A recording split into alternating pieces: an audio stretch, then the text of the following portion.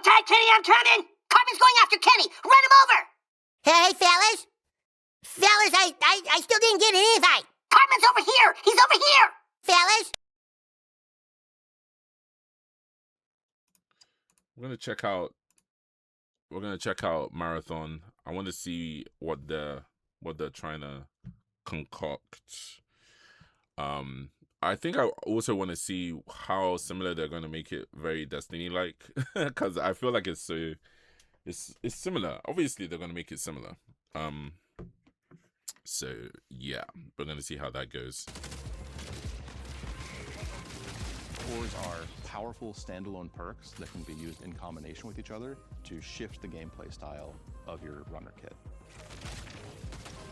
We also want to make sure that there are interesting combinations of things that work together. But they have hooks that go out into the other systems, so you can create this like crazy Rube Goldberg machine. Huh. Interesting. Isn't that Titan's like slam? I swear I see similarities. Oh, they changed the names. Oh, okay. Version of the Mjolnir armor from the original trilogy. The shell is designed to get into the fight as fast as possible and stay there. What the hell was those thrusters? Holy crap. Okay, so he's an in and out guy with shield. Pretty good, I guess. We'll see what these shells are. I'm guessing shells is like different. If I'm thinking of how they're using the word shell is like Ghost in the Shell, like each of them are all different, basically. Thrusters on its legs that let it sprint faster, or you can use them for a quick lateral evade. A riot barricade so that they can generate presence and they can generate like almost like aggro for their team. Prime ability is Search and Destroy, which activates shoulder-mounted missile pods that fire heat-seeking missiles. Interesting. They have a way to lock down targets over sustained fire, which immobilizes them and allows your team to follow up. Oh, imagine getting pushed by that. Assassin Shell is built for players that like to play slow and quiet. It's very much a classic, backline infiltrator. It has a dive ability that can be used to negate fall damage from any height. As long as it doesn't have silent steps, then it'll be fine. But invisibility is invisibility. Cool ability is invisibility. You pull this like shroud of invis over yourself. You can sprint during it, you can mantle during it, but the faster you move, the more visible you're going to become. And if you take any actions, heal, shoot, get shot, you'll work through yourself for a short duration. That's good. At least they thought about that, because I know for a fact that I hate invisibility. Even in the finals, it's super jarring. So as long as because that's what I wanted. Even in the finals, if you do move, you can hear them, but even hearing is not even the best if you have so much audio clutter already. But we'll see how this goes. Actually, I feel like this is the class that a lot of people are gonna be though, but we'll see. Their prime ability sends out this disc. It creates this plumes of smoke that you can enter into, and then when combined with their passive shroud, they go invisible when they enter smoke. Bro, that's Hunter. I swear to God, this is Hunter. Doesn't Hunter do this in Destiny?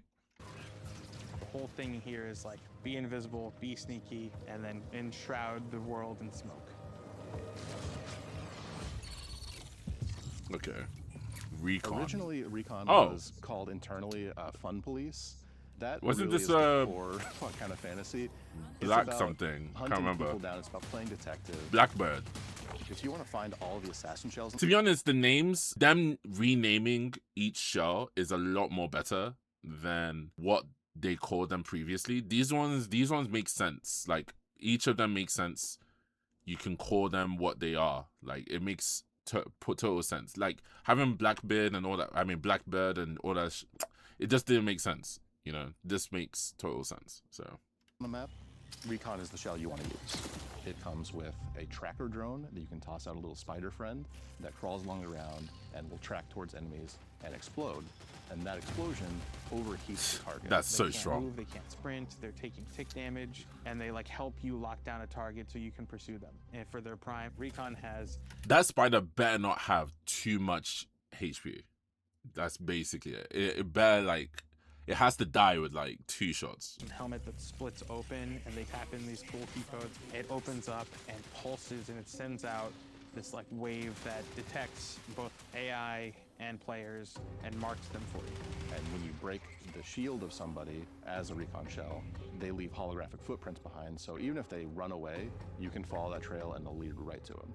And then finally awareness, where if you get pinged, it'll actually tell you that someone like sees you. You won't know where, but you'll be able to be on high alert that somebody saw you and has marked you. Vandal. Vandal is our shell that is, just by its very nature, more agile than our other shells. It has micro jets that let it do a double jump. Hunter. Power slide that goes much further than our normal Hunter. slide. Their prime overloads their movement system so they can commit and chain all those actions together. They're about getting in and out, causing chaos. The arm cannon for Vandal unfolds. Shotgun seems pretty strong. Big ass gun barrel inside. You can What? use it to knock people out of cover. You can use it to knock people off of buildings, which is way more fun than knocking out of cover. That's funny. The number of times we've knocked people off of field maintenance is like, this is a great thing.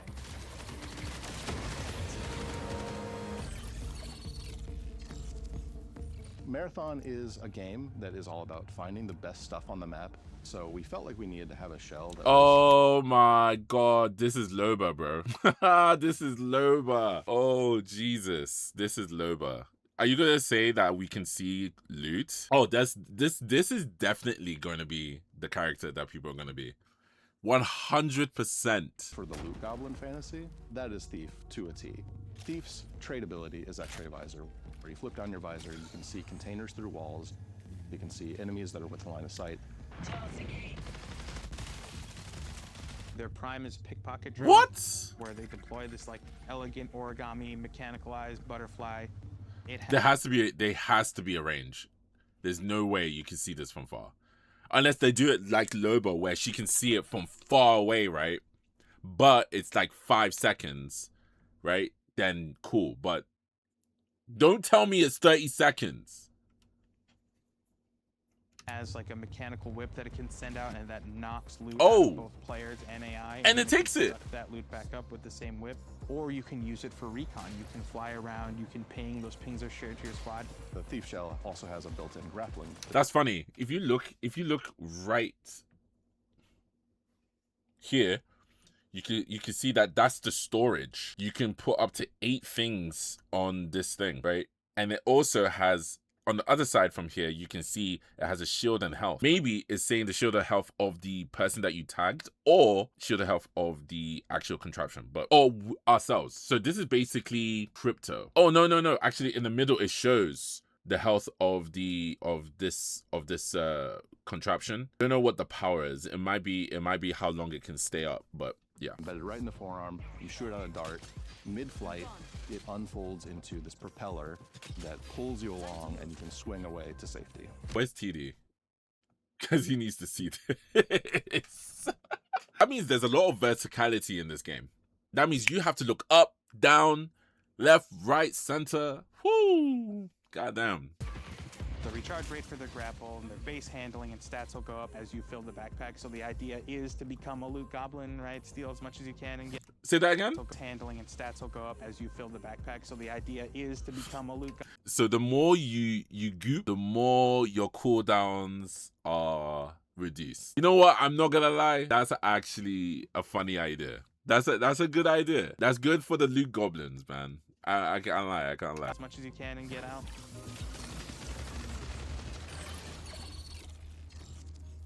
The Triage shell is Triage. our shell for This is support new. players. If you want to keep your allies kicking so they can kick back, we have Triage for you. They're equipped with these awesome like capacitive What? gauntlets where you activate them and then you can overcharge them and send out these tendrils that then like shock you back to life. Oh, he's the Their support. tactical ability, they actually have these giant drones attached to the legs and they pull them out and it's a little buddy, he's got a little face and you give him a high five and send him on his way and he'll come and hover over your shoulder and provide you with shields and health. Triage is really a combat Interesting. medic, so we knew we needed Combat an ability that medic. was useful for firefights. They've got two traits. The first one is a trait ability called Battery Overcharge, where they overcharge their capacitive gauntlets, which makes their weapons performance better. And if you're using battery weapons specifically, breaking shields will EMP targets, and that becomes an on-ramp to like a whole new... Okay, yeah, he is the one that if I was gonna play this game, this is the character that would be. Like, what do you mean? I can heal my teammates. I can heal my team. Wait, I don't know if I can heal. Well, he said power. He said like combat medic, right? So that means there's healing involved. You can revive your teammates and also like give them a buddy for something. I don't know. We'll see. Sorry for the pausing. And then they have the second trait, Shareware, which is really cool, which is any buddies that have medi drones on them, any consumable you use will get like copied to them. So you kind of almost have this like battle crazy. that's like constantly running triage on your team. That's crazy. Sometimes you just want to take a breather after a bunch of runs. So this is a just Rook? kind of go on a run to just see what happens. And Rook is really fun for that. Picking Rook automatically opts you into queuing in solo. Oh, so You're this is able free to enter loadout. into a match in progress, and you're given a starting kit. You're not allowed to bring anything in. That's almost to your advantage because you risk nothing, and anything you take out is yours to keep. Instead of focusing on like progression and questing, This is and free things of that loadout, sort, man. it's a mode where we make it easy for you to just kind of drop into a match that's in progress and run about and try to scavenge as much as possible and get out with it so that you can populate your vault a little bit more for future runs. Rook has a tactical ability that lets it blend in with UESC forces. So you activate it, mask appears over your face. Interesting. And you are not perceived by UESC as hostile. This lets you kind of get in, grab a little bit of loot, and then bail. One of the things that I've Wait. Is there a cooldown on that? Can we see any cooldown? And you are not perceived by UESC as hostile. This lets you kind of get in, No grab cooldown. a little bit of loot. and We'll then see. We'll bail. have to see in the One game. of the things that I've really enjoyed about Rook is the added tension. Midway through a session, even though you've known like a few crews got taken out, or maybe you've taken out crews yourself, you don't know how many new players get injected through Rook. Ultimately, Rook is a morality test, so you have a couple of options when you see a Rook. Either you're a decent person and you drop them a piece of loot and let them be On on their site. merry way, On site. or you are a monster and you blast them in the face. And I'm not going to say On which site. one I am. On site. I blast a lot of Rooks.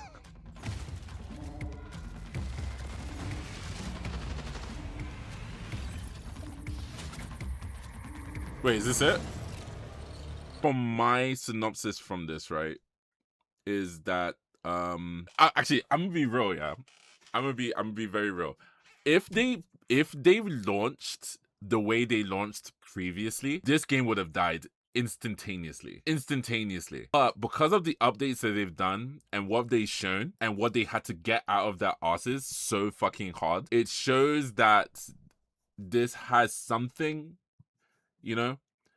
I do not mind, and obviously we need something to obviously do our to duel like Arc Raiders, right? Unless it comes in the future, we'll see.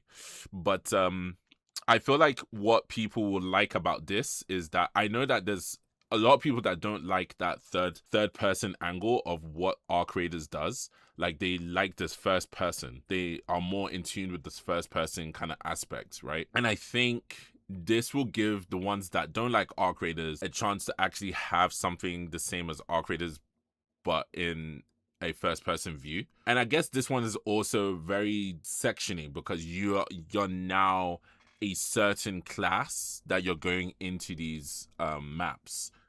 So it'll be interesting to see how this goes when it comes out, because I know by all means, a lot of people have been saying like it looks terrible, it looks shit, blah blah blah, right? But I have a feeling that it's going to be fine.